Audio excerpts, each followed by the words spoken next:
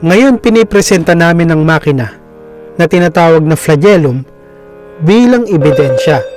Dahil base sa pare-parehas at paulit-ulit na karanasan natin, alam natin na ang sanhi na kayang gumawa ng mga bagay na may iba't ibang parte at may layunin ay pag-iisip. Alam mo ba na sa mga oras na to, may mga maliliit na makina ang patuloy na gumagana sa loob ng katawan mo?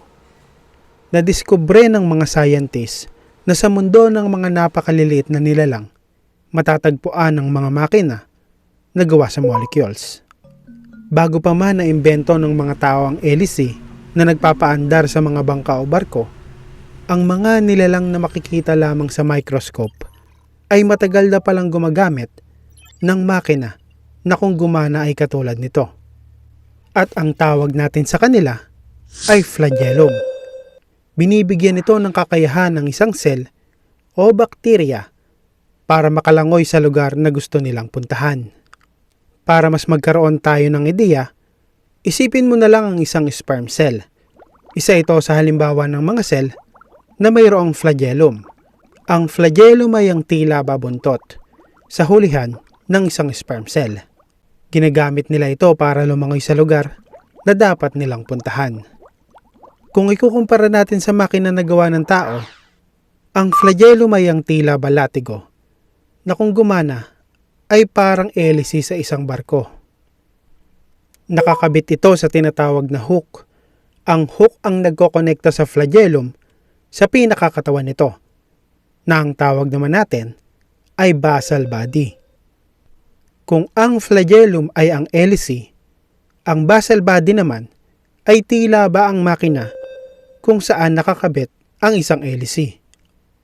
Makikita nyo na ang basal body ay may mga singsing at iba pang mga parte na hindi na natin pag-uusapan.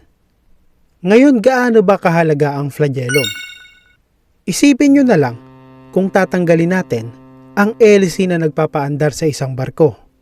Katulad ng barko, ang cell o bakterya na tinanggalan ng flagellum ay hindi na makakapunta sa lugar na dapat nitong puntahan.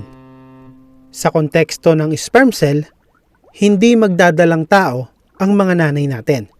Kaya naman walang sino man sa atin ang ipapanganak. Pero paano nga ba ito naging ebidensya na meron talagang Diyos? Isipin mo na lang halimbawa na nakapunta tayo sa isang planeta na unang beses pa lang natin napuntahan.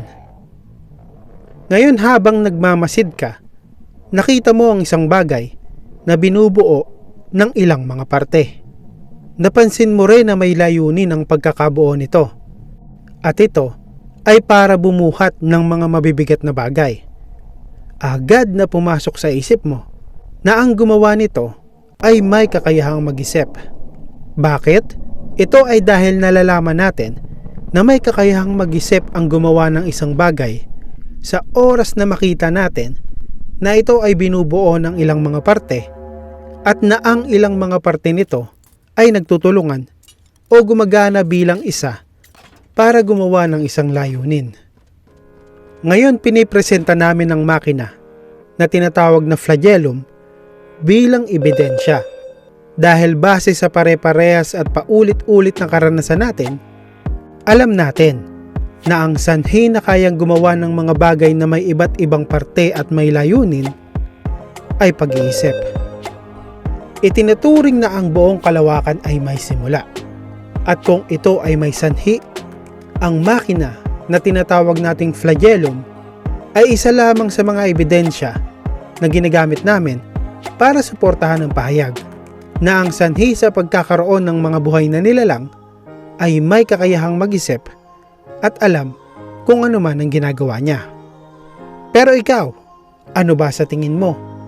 Ang sanhi ba sa pagkakaroon ng buhay ay may kakayahang mag-isip o wala?